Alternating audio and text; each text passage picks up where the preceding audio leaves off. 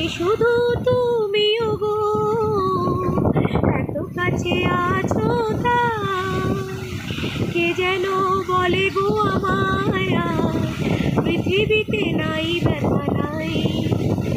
সে শুধু তুমিও গো, এত কাছে আছো তাই।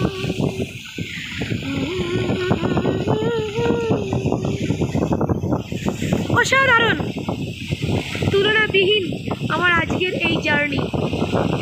যে দুটো গান আমি আজকে গাইলাম, মানে গাইলাম, গান গাইলাম না, একটু নিজের মনকে আনন্দ দিলাম।